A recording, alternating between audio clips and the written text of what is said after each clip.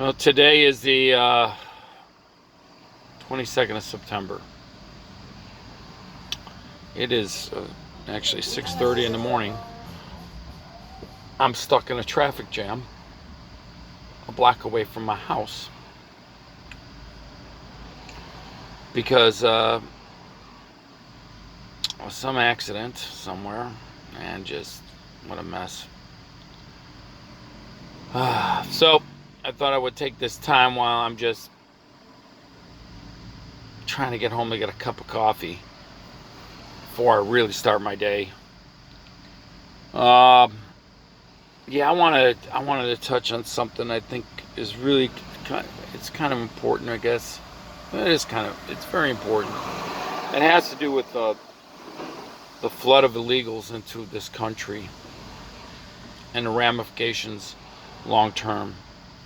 And I'm going to tell you something that you're never really going to hear from anybody. I promise you, you will never hear this. I have a lot of interests, okay? And one of my interests is probably the one of the biggest interests that's part of my personality is I have this interest in animals more than probably anything else outside of God himself. But as far as animals and plants in the natural world is a big interest for me. Always has been. And I am far from what people call what I call greenies, because I believe human interests are supersede that of the plant and animal kingdom. But I do believe that there is a balance, and when it comes to managing things and taking care of the environment, I think that is something that human beings have totally failed on. So how does that tie in with the migrant crisis? Well, I'm going to tell you something that they generally don't tell people about. The United States and Western Europe have laws in place that protect wildlife. That's the reason why that's why North America still has large animals. That's why there's still buffalo, and we almost lost them through our own ignorance and stupidity, for our own foolishness, I should say. And we have elk, and we have deer, and we have bear, and these things are living at our doorstep. Most of the world does not have that. You don't have that in China anymore. China has eaten everything that crawls and moves and flies into extinction. If you didn't know this, they don't even have birds in their cities. There's nothing, because they eat them all. All right, this isn't a joke. Now, how does this tie in? Well, let me explain something. When you let in millions and millions of people from these third world countries that lived in the subsistence level, they don't have any respect for the wildlife laws at all. There's no respect for the any of it. And how do I know this? Well, I've had a little bit of experience with this, particularly with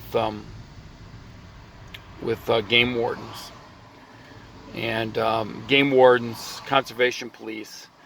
They tend to focus on poaching, generally. But it's not all they do. And let me explain. It's very common for people from these foreign cultures to come in and capture birds, okay? And put our native birds in a cage. They think nothing of it. So picture the cardinals that you're feeding on your bird feeder. Picture somebody catching them, putting them in cages, and selling them. Okay. Picture somebody doing that to the hummingbirds that come to your hummingbird feeder. Yeah, they do this kind of stuff. That's one thing that they do. The other thing is there's no regard for. So imagine you go to the park and you see all the geese at the park, right? The geese and the ducks. And imagine somebody just going up there and killing them in front of everybody, just grabbing them.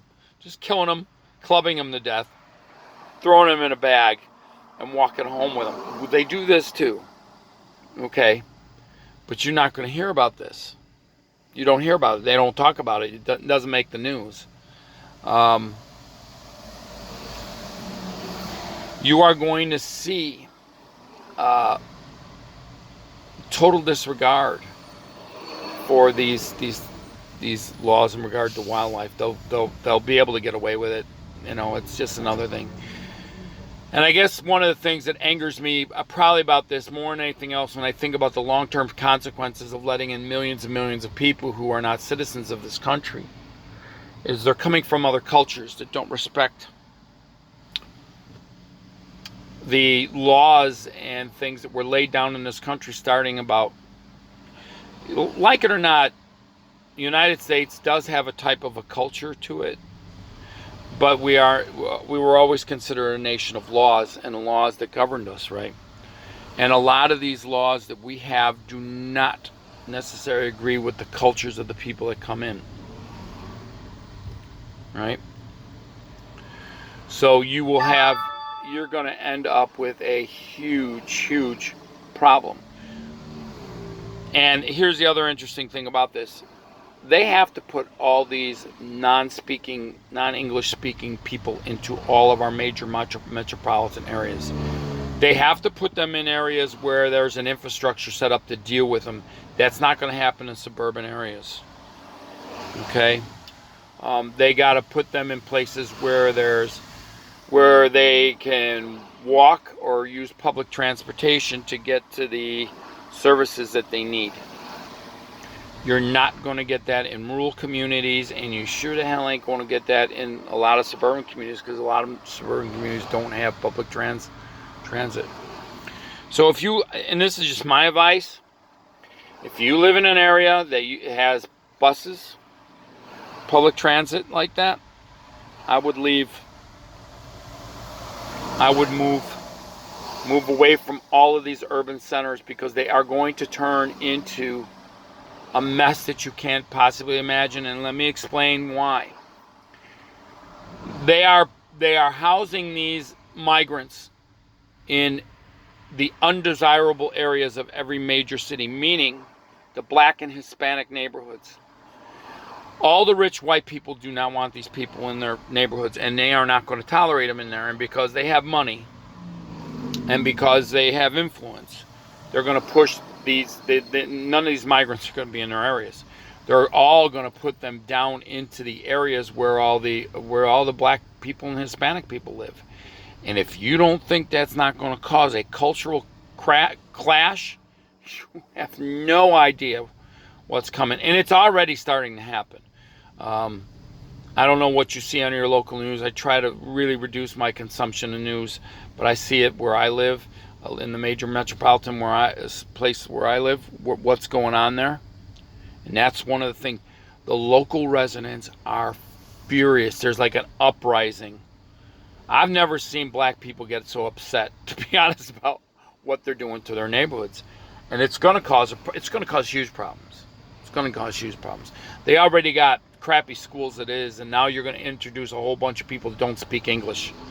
There are people coming across the border where we don't even have translators for these people. Their languages are,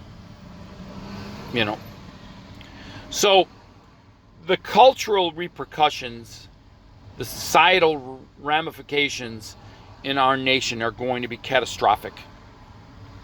You just aren't seeing it yet. It takes a little while for this stuff to kind of filter through. But you need to know this is not being done just here in the United States. It's being done in all of Western Europe. It's being done in Greece, Italy, France, all of Western Europe. It's not being done in Eastern Europe. So it's not being done in Hungary, not being done in Poland, not being done in Russia. They're going to hold on to their cultures. But the rest of the world, Western civilization as you know it, is going to be destroyed. And this is done on purpose. Now, why, you may ask? Well, there's a little governing body, a little organization called the World Economic Forum. This is their game plan. Go and look up their stuff online. Go and look at their stuff on YouTube. This is their game plan. The United States government, and the Democrats in particular, the establishment politicians in the United States have joined forces with that. And it really is about trying to take over the world. Because if you cause Western Europe and the United States to collapse in on itself, you can bring about a you can enact emergency powers and bring about a total new type of government to control the chaos.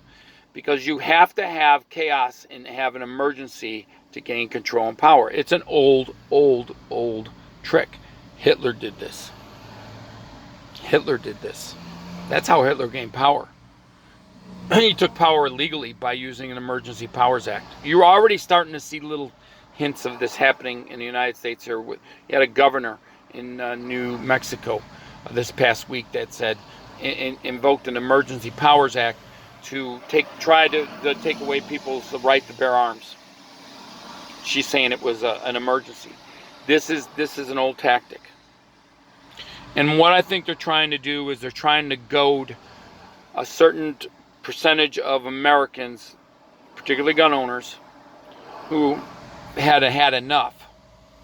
And they're trying to goad them into an armed type of response against the government.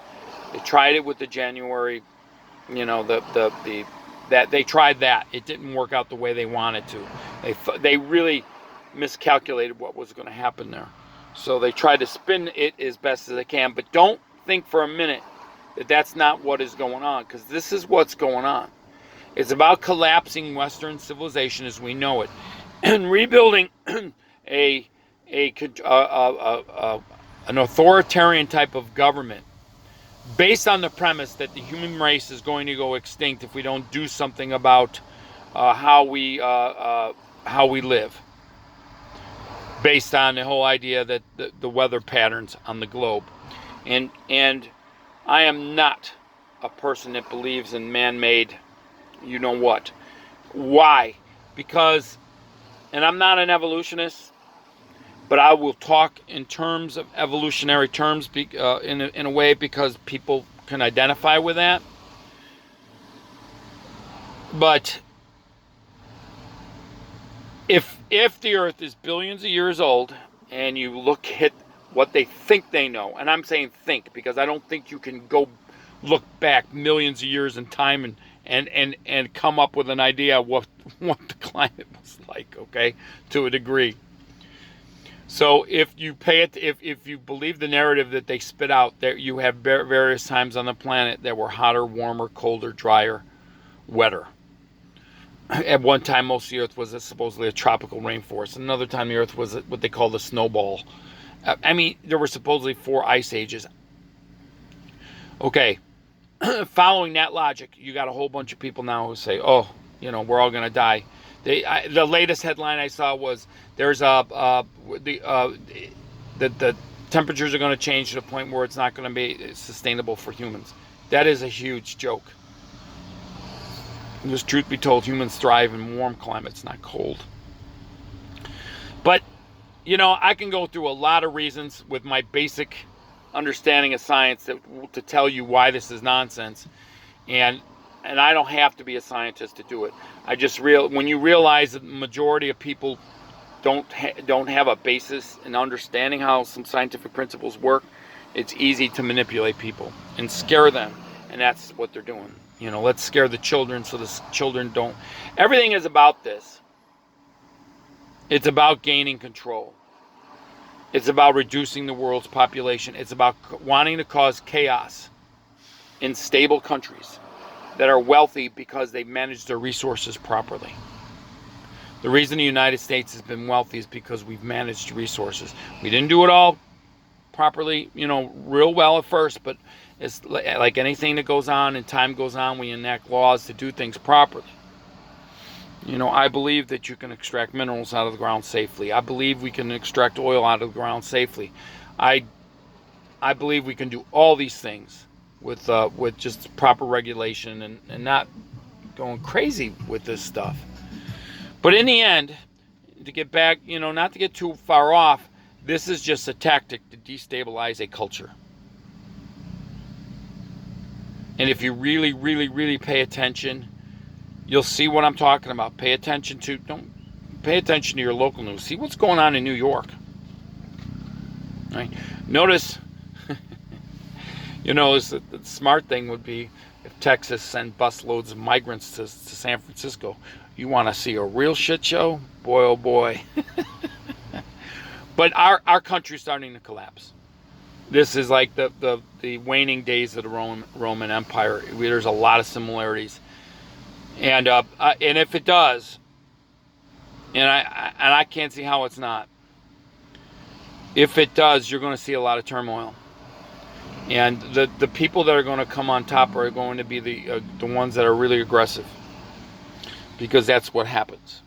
If you look historically, when cultures start to collapse, the real men step up. And those are the guys that gain control because they are willing to do some really nasty stuff that nobody thinks that humans are capable of doing. And then they bring order back. So we're on a cusp of this. And there ain't going to be no... when this happens, you better be sure that you've got the right people behind your back. Because the first ones that are going to go are going to be the weak men. The ones that...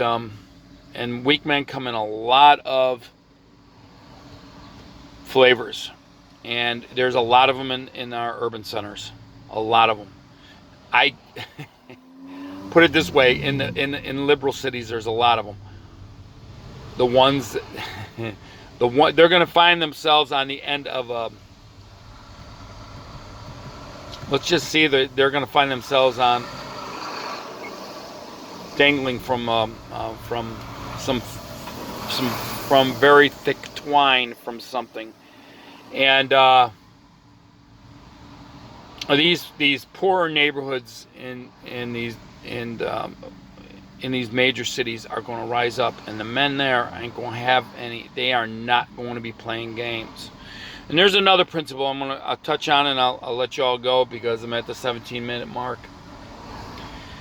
When you have large populations of young men coming into the country, okay, coming into a country without women accompanying them, somewhere along the line, these men are going to be looking for women. Okay? And if they're undesirable men, which a lot of them are going to be, and they can't get women, it really destabilizes a culture. Big time. For lack of a better word, and I hate using this word, disenfranchised men, you're bringing in thousands and thousands of migrant men from countries that from cultures that don't adhere to woke ideology. You are asking for violence. You're asking for uncontrollability. That is what's coming. This is what is coming. You better be prepared for it. And I highly, highly suggest, if you can get out of cities, get as far away from a metropolitan area as you possibly can. And I would suggest connecting with neighbors and come up with a plan. And you want to connect with the neighbors that are going to be the ones that are willing to pull out specific types of tools that throw out small projectiles at high velocities. Okay, and won't be afraid to do it, because I really, really think we are going to be in for a time of chaos. And unless somebody is willing to round up these people and deport them, you're going to look at the end of Western civilization. And I really feel bad for all of you who have children and grandchildren. And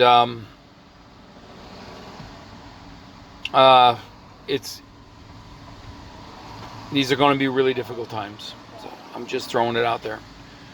And maybe we can hold on to our country as we know it. I hope we can, but I can't see it not happening without the stuff that runs in your veins and arteries coming out. And if I'm talking in code, I am, because I've lost videos on YouTube because I've said specific words. So, until next time.